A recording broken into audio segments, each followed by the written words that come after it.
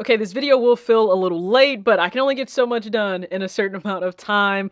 All-Star Weekend has come and gone, and my favorite part of it, clearly, Steph versus Sabrina, three-point contest, one round, but I would have loved many rounds of this, and I think, listen, the event was amazing. She came to shoot, and Sabrina is not one of my favorite WNBA players. She's simply not. That doesn't mean that I wasn't excited simply to see this happen and occur. She is a great shooter. You have Stephen Curry, the greatest shooter of all time. If you guys don't know, or if you didn't catch the video, which I was fortunate enough to celebrate the campaign for him breaking the record, so that's on the channel. I'll go ahead and link it below in the description box. But this was the event. This was built up like everyone wanted to tune into this.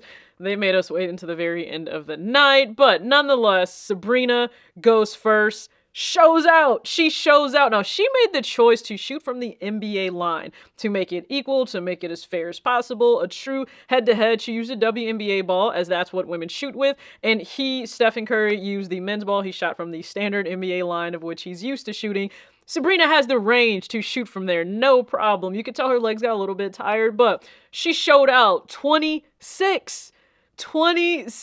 She did that. She tied Dame and Trey and every other man who shot from the NBA line that night prior to the event of the head-to-head with her and Steph. So if you can't respect her for that, my goodness, like, just go sit down. Do you even love basketball? Because shooters shoot, and that's what it was all about, right? I loved Nike basketball and Under Armour basketball going back and forth with their campaigns of best not miss, and he don't. And I mean, listen, Steph Curry did what needed to be done. My money was always on Steph. Listen, this is a Steph first who I am. Steph first person over here. That's what it is. I will always, forever, it'll be Steph first. Anybody else that he's going up against, I don't care. It's going to have to be like Steph and Clay. And even then, like, I just want both of my guys to do great. So Steph wins. Unfortunately, I thought it was tainted a little bit by Kenny's comments. We don't need the misogyny and the sexism. We just don't need that.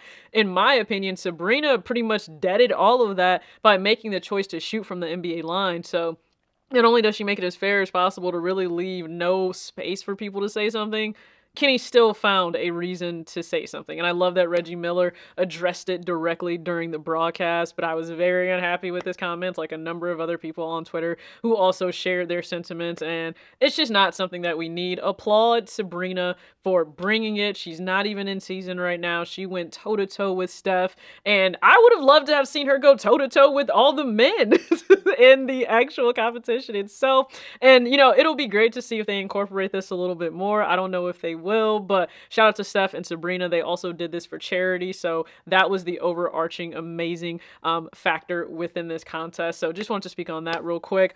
Moving past that, you know, more NBA things just in terms of All-Star Weekend. In my personal opinion, I actually think Adidas won out for me just in terms of their sneakers and what we saw. I mean, the AE1 for All-Star Weekend, it's such a beautiful pair. And then we saw some of the other pairs slated to drop. So big fan of what Adidas is doing. That's not to say I think what Nike presented at All-Star Weekend was terrible by any means, but I'm just really excited with what Adidas is doing. So comment below which was your favorite. Was it Adidas? Was it Nike?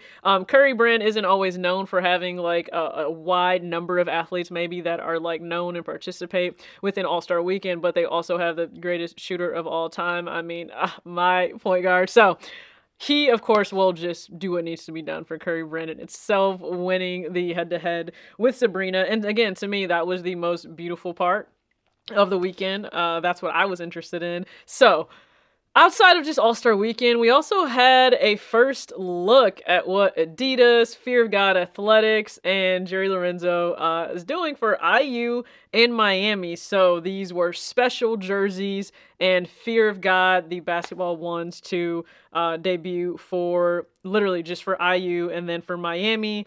And I don't know that it's always interesting that in the past I've had people criticize because they thought that like I was too supportive or just loved so many different things that he was doing when they thought it was all the same thing, like over and over and over again, right? Just different earth tone shades, and they just were like, hey, this doesn't seem like it's really that great to celebrate. Okay, respect that.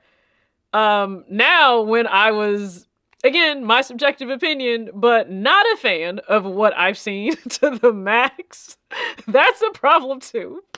I'm not. When it comes to the jerseys, they just don't hit for me. So I will have on the screen the IU jersey. So you have the women's team wearing them, but also the men's team. So it is a very minimal jersey design. It just has the number and Indiana.